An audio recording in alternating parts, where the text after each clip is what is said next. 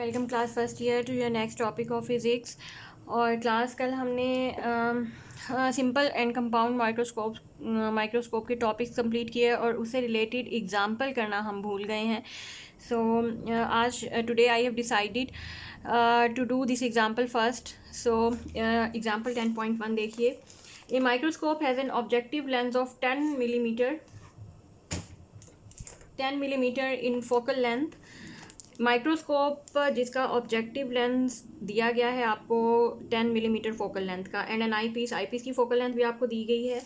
सो अगर मैं यहाँ पे लिख दूँ तो it will be of great interest कि ऑब्जेक्टिव की फोकल लेंथ और आई पीस की फोकल लेंथ, ताकि मैं याद रहे कि objective has an objective lens of 10 millimetre, इसकी 10 मिलीमीटर है, और आई पीस की ऑफ 25 मिलीमीटर फोकल लेंथ दी गई है।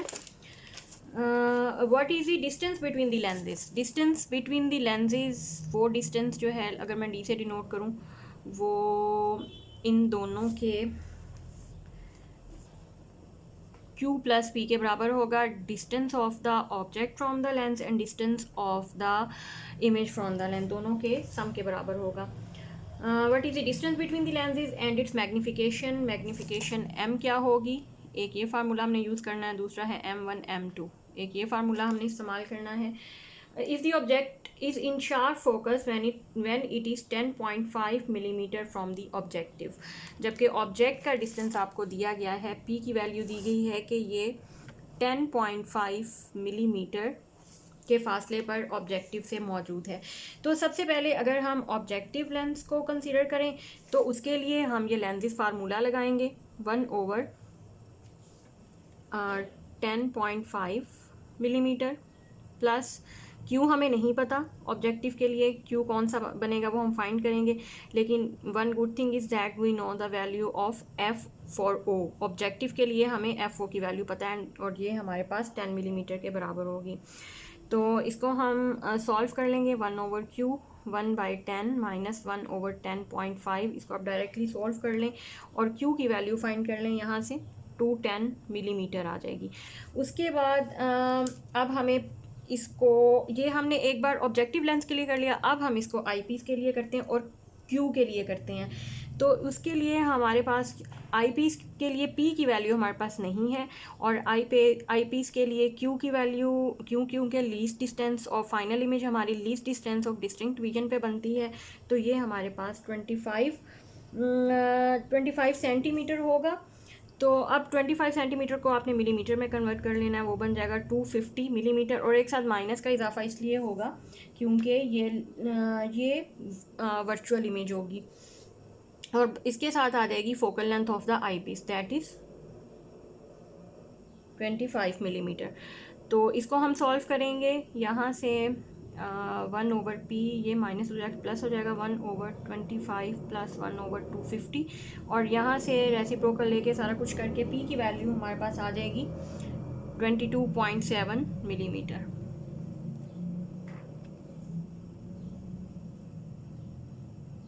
यस, 22.7 मिलीमीटर, ठीक है, नज़र आ रहा है। अच्छा, अब इसके बाद जब ये P और Q की वैल्यूज़ आ गई, now it's very easy to calculate the distance between two lenses, that is Q plus P। इस फार्मूले में वैल्यू पुट करेंगे तो ये डिस्टेंस आ जाएगा, P है 22.7 प्लस Q है 210, तो ये टोटल आ जाएगा हमारे पास 233 मिलीमीटर। और उसके साथ ही मैग्नीफिकेशन हमें क्योंकि दोनों की मालूम करनी है और सबसे पहले हमें अलग अलग मालूम करनी पड़ेगी, तो M1 किसके बराबर होगा? Q/P 210 डिवाइडेड बाई 10.5 20, और M2 माइनस 250 जो फाइनल इमेज होगी, जो M2 फाइनल इमेज हमारी माइनस 250, Q की वैल्यू डिवाइडेड बाई P 22.7, ये वाला दोनों को हम सॉल्व करेंगे, ये हमारे पास आ जाएगा -11। सो टोटल मैग्नीफिकेशन M आ जाएगी M1 dot M2 20 multiplied by -11 -220। ये नेगेटिव साइन हमारे पास स्टिल यही शो कर रहा है कि फाइनल इमेज जो है वो हमारी वर्चुअल इमेज होगी और 220 टाइम्स इन लार्ज होगी। ठीक है, तो ये हमारा यहाँ तक क्वेश्चन कंप्लीट हो जाता है।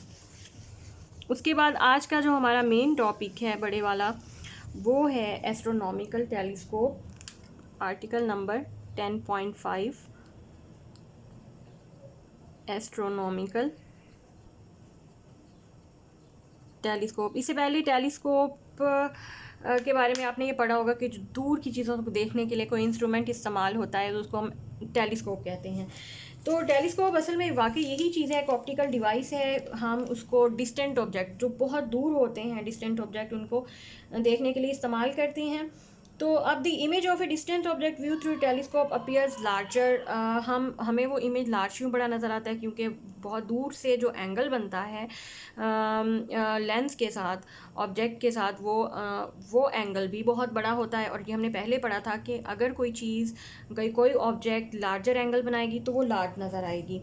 इनिशियली द एक्सटेंसिव व्यूज, अब शुरू में जब टेलीस्कोप्स को बनाया गया तो ज़्यादातर ये दूर के ऑब्जेक्ट्स को या दूर की ऑब्जर्वेशंस के लिए इस्तेमाल की गई। तो इस वजह से इसका नाम फिर एस्ट्रोनॉमिकल टेलीस्कोप ही पड़ गया, क्योंकि हम दूर की चीज़ों को, जैसे चांद और डिफरेंट प्लैनेट्स और स्टार्स वगैरह हैं स्पेस में, इनको देखने के लिए टेलीस्कोप इस्तेमाल की गई, इनकी मोशन को ऑब्जर्व करने के लिए इस्तेमाल की गई। तो इस वजह से इसका नाम फिर एस्ट्रोनॉमिकल टेलीस्कोप ही पड़ गया। अच्छा, अब होता क्या है? A simple astronomical telescope consist of 2 convex lenses. अब एक मैं इसका मैंने पहले नहीं बना सकी, इसका जल्दी से मैं एक खाका बना के आपको दिखाती हूँ कि इसमें 2 लेंसेज होते हैं। एक लेंस होता है बहुत बड़ा जो ऑब्जेक्टिव लेंस कहलाता है। जो ऑब्जेक्ट आपने ऑब्जर्व करनी होती है ये उसकी तरफ होता है। और ये लार्ज फोकल लेंथ, आपको लार्ज अपर्चर है तो लार्ज फोकल लेंथ होगी। और ये क्योंकि बहुत दूर से रेज़ आ रही हैं, बहुत दूर से आने वाली रेज़ को ये प्रिंसिपल फोकस के ऊपर आकर उनकी एक इमेज बनाता है। यहाँ पे फॉर एग्जांपल कन्वर्ज कर दिया, तो सॉरी यहाँ पे नहीं होना था, कोई इमेज भी इसने दूर की जो डिस्टेंट ऑब्जेक्ट है उसकी इमेज बनानी थी। यहाँ और ये फॉर एग्जांपल यहाँ पे आके कन्वर्ज हो गई। और कन्वर्ज होने के बाद यहाँ पे आपको एक रियल और इन्वर्ट इमेज बनेगी। और डिस्टेंट ऑब्जेक्ट, कोई डिस्टेंट पे ऑब्जेक्ट है ए बी, उसकी इमेज यहाँ पर आके बनेगी ए प्राइम बी प्राइम। और ये इमेज आपने आई पीस को इस तरह से सेट करना है कि ये आई पीस के फोकस के ऊपर आ जाए। जब ये आई पीस के फोकस के ऊपर आ जाएगी, अब ये वाला एंगल है ये भी अल्फ़ा होगा। और ये इमेज भी जो एंगल बनाएगी, इससे पहले मैं यहाँ पर आई पीस बना लूँ। आई पीस ऑब्जेक्टिव के कंपैरेटिवली स्मॉल होगा, small aperture, small focal length. और ए बी क्योंकि इसके फोकस के ऊपर मौजूद है, तो यहाँ से जो रेज होंगी, फॉर एग्ज़ाम्पल ये बीटा एंगल बना रही होंगी। और एक रे, दूसरी रे, और ये तीसरी रे जो है ये यहाँ से स्टिल ये इमेज हमारी आँख यहाँ पर देख पाएगी। और इधर से ये इमेज क्योंकि यहाँ से आ रही है,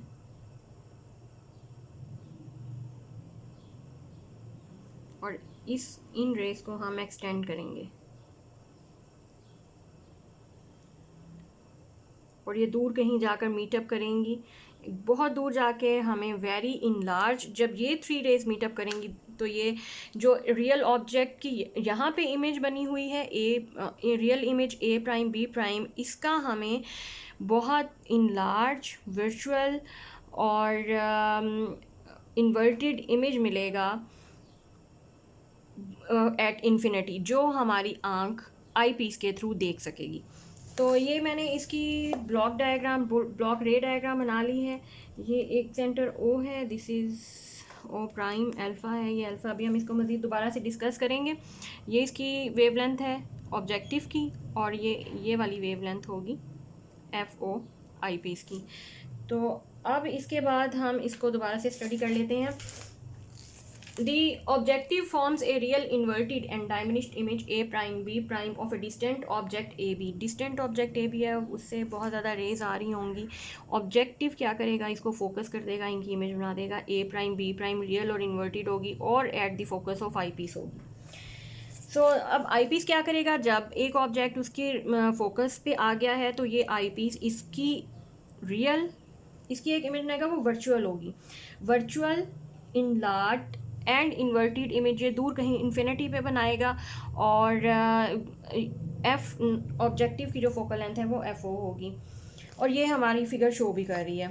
ओके इसके बाद अब हम देखते हैं द रेज. अगर हमारे पास the rays after refraction through the I piece will become parallel and the final image appears to formed at infinity. अगर वाकई हमारे पास ये जो इमेज आई पी ऑब्जेक्टिव से जो इमेज बन रही है ए प्राइम बी प्राइम, अगर फोकस पे लाई कर रही है, the rays after refraction through the I piece the rays after refraction eye piece में से गुजरने के बाद अगर ये वेरी लार्ज वाकई यहाँ पे जो इमेज बने वो इन्फिनिटी पे बने, तो in this condition the image A prime B prime formed by the objective lies at the focus. तो इसमें क्या होगा, ये इन्फिनिटी पे तब भी बन सकती है जब ये ए प्राइम बी प्राइम फोकस पे मौजूद होगा. तो जब ये फोकस पे मौजूद होगा object A prime B prime और फाइनल इमेज आपको इन्फिनिटी पे मिलेगी, तो उस टाइम आप कहेंगे कि हमारी telescope is set for the normal adjustment. ठीक है, ये कंडीशन है कि what is the setting of normal adjustment of the telescope. तो ये मैं दोबारा से रिपीट कर रही हूँ कि जब हमारी रियल और inverted image A prime B prime focus पे बनेगी और इसका फाइनल इमेज इन्फिनिटी पे बनेगा, then we can said that now the telescope is said to be in normal adjustment. तो let us now compute the magnifying power. अब हमने magnifying power calculate करनी है एस्ट्रोनॉमिकल टेलीस्कोप की. और while the telescope is set for the normal adjustment, मतलब कि final image हमें कहाँ पर मिल रही है, फाइनल इमेज हमें इन्फिनिटी पे मिल रही है. तो अब अगर हम दोनों एंगल देखें, वो एंगल देखें अल्फ़ा जो कि ऑब्जेक्ट आई पीस से बना रहा है, तो ये एंगल जो है टेंजेंट अल्फ़ा के बराबर. For small angle alpha is equal to tangent alpha. और फ्रॉम द फिगर अब ये अल्फ़ा जो है ये कौन सा एंगल होगा, इसको हम कह सकते हैं angle A prime O B prime. अगर यही एंगल है तो अब इस ट्राइंगल को कंसीडर करेंगे. इसका मैं दोबारा से हाईलाइट कर देती हूँ कि now we are going to consider this triangle A prime B prime और ये ओ. सो अब इसमें tangent alpha base over hypotenuse A prime B prime base over hypotenuse O B prime इसके बराबर होगा. अब A prime B prime divided by O B prime क्या है, focal length of the objective. So ये focal length of the objective होगी और इसको हम एक इक्वेशन बना सकते हैं. Similarly now we will calculate the value of beta. Beta हमारे पास for small angle tangent beta के बराबर होगा. और बीटा के लिए मैं कौन सी ट्राइंगल इस्तेमाल करूँगी, जो कि ऑब्जेक्टिव के साथ एंगल मैं इस्तेमाल करूँगी. एंगल बीटा जो है ये वही एंगल है जो कि एंगल इस तरफ को अब ये है ये और ये. तो अब ये एंगल होगा angle A prime O prime B prime. अब ये एंगल, सो इस triangle A prime O prime B prime में angle A prime O prime B prime में टेंजेंट बीटा किसके बराबर होगा, ए प्राइम बी प्राइम और divided by O prime B prime. A prime B prime तो वैसे ही आ जाएगा और ये आ जाएगा focal length of the I piece. So अब हमारे पास दोनों एंगल आ गए हैं. Now it's time to calculate the magnifying power M, that is equal to the ratio of the two angles beta over alpha.